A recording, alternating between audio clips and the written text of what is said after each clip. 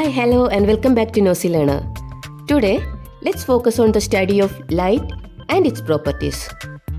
Before we dive in, make sure you are subscribed and have that notification bell on so you won't miss any of our scientific adventures. Are you ready? Then, let's start this session with some magic tricks. Let's make some money disappear. For this we need glass, a coin and water. Now place the coin under the glass. Pour some water into the glass. Boom! The coin disappears. Where did the coin go?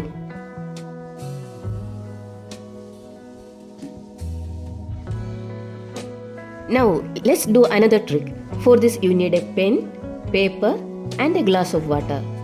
Draw an arrow on a piece of paper. Pour some water into the glass or jar. Now place the arrow behind the glass of water. You can see the arrow changing direction. Behind these two magic tricks, there is a scientific reason behind it. Let's look into the scientific secret of this trick. Look into the glass from the top. The coin that disappeared never moved. Now take a look at the paper with arrow. The arrow never changed its direction. This magic happens because of one of the properties of light, that is refraction. Light is a form of energy that travels in a straight line, bounces off objects and reaches our eyes, and hence allowing the human eye to see or make objects visible. In a vacuum, visible light travels at a speed of approximately 3 × 10⁸ meters per second. The speed of sound is only approximately 300 meters per second. This is why during a storm, you always see lightning before hearing a thunder. If light travels in a straight line, can we change the direction of light? Yes, of course. One way is to let light move from one medium to another medium, like air to water. The phenomenon in which there is a change in the speed of light as it travels from one medium to another, and there is a bending of the ray of light, is called refraction.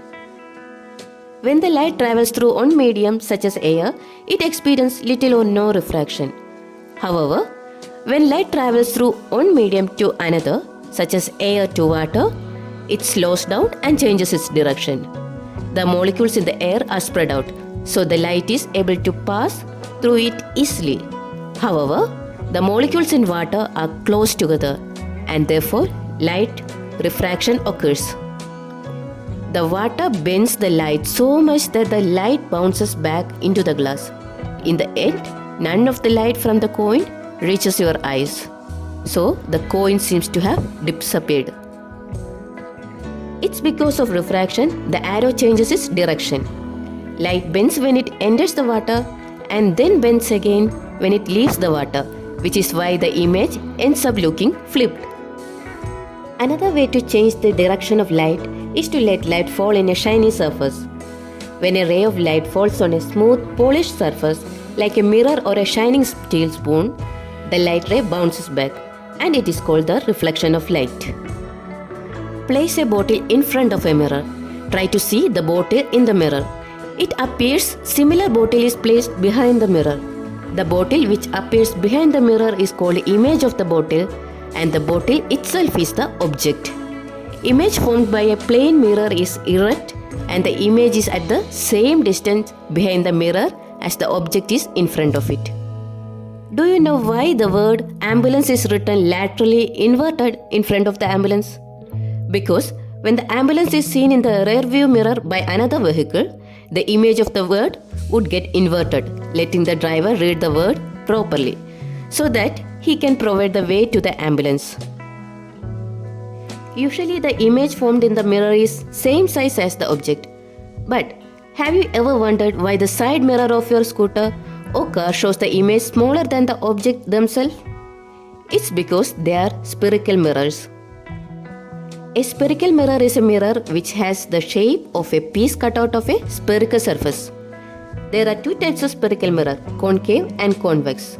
If you cut a rubber ball into two, the inner surface of the cut ball is called concave and the outer surface is called convex. Likewise, the spherical mirror in which the inner side is reflecting in nature are called concave mirrors. while the spherical mirrors, in which the outer side is reflecting in nature, are called convex mirrors.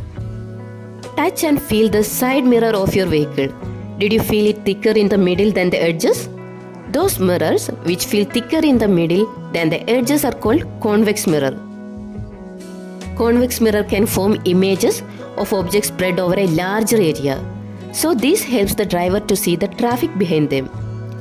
Images formed by a convex mirror is erect, virtual and smaller in size than the object.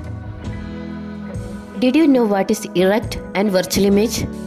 Place a lighted candle in front of a mirror so that we can see the image of the lighted candle in the mirror. Move the candle to different position in front of the mirror. If the image is upright, in each case, then the image is called erect. Now place a screen or paper behind the mirror. Can you get the image of the candle in the screen? Try different position. Images which cannot be obtained on the screen are called virtual images, while images which can be obtained on the screen are called real images. If you want to see the real images, then take a concave mirror. Hold it facing the sun. Try to reflect the light to a sheet of paper or screen. Adjust the distance of the paper until you get a sharp, bright spot. The bright spot is the image of the sun. Concave mirrors have the ability to create images that can vary in size from small to large and in nature from real to virtual, depending on the position of the object and the mirror. Confused? Take a stainless steel spoon. Look at your image using inner side of the spoon. Inner side of the spoon acts as a concave mirror, while outer side acts as a convex mirror. You may find your image erect and larger in size. Move the spoon away from your face. You may see your image inverted. These characters make concave mirror useful in various applications such as a telescope, shaving mirrors, reflecting headlights, etc. Dentists use the concave mirror to see the enlarged image of the teeth. Like the spherical mirrors, there are spherical lenses. Light rays falling on a spherical mirror is reflected at an angle which corresponds to the incident angle. While when light rays falls on a spherical lens, it is transmitted through the glass with an offset due to the refraction inside the glass. There are two main types of lenses known as convex or converging lens and concave or diverging lens. A convex lens converges or bends inwards the light generally falling on it, so it is called converging lens, while a concave lens diverges or bends outwards the light and is called diverging lens. You might have seen a magnifying glass. Touch and feel the magnifying glass. You will find it is thicker in the middle than the edges. The magnifying glass is actually a type of convex lens. A convex lens can form real and inverted image. When an object is placed very close to the lens, the object formed is virtual, erect and magnified. Here in the picture shown, you can see the image formed by a convex lens. First one is the inverted real image of a distant house which is viewed directly without being projected onto a screen. And second one is the virtual, erect and magnified image of the text seen through the magnifying glass. Concave lens diverges or bends outwards the light and is called diverging lens. These rays never meet to form the image. Therefore, the image formed are erect, virtual and small as shown in the picture. Telescopes, camera, binoculars, etc. use concave lenses. Did you know that the refraction is why glasses help us to see better? The light refracts through the lenses and into our eyes, which makes the image more focused. Glasses can either be concave or convex. Concave lenses are used in correction of nearsightedness or myopia. People with nearsightedness have a problem seeing object at a distance clearly. Convex lenses are used in the correction of farsightedness or hypermetropia. You might have seen rainbows in the sky after rainfall. Have you ever wondered how a rainbow is formed? The properties and behavior of light and how it interacts with the droplet of water give rise to one of nature's most beautiful things, the rainbow. A rainbow is caused by refraction, reflection and dispersion of light in water droplets.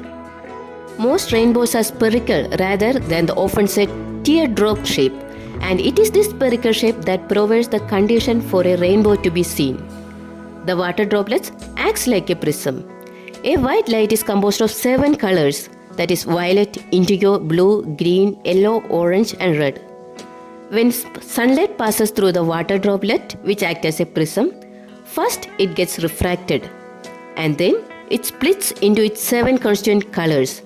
And after that, some of the light that enters the droplet will be internally reflected from the inside edge of the drop and will exit the drop, undergoing refraction again as it passes back from water to air.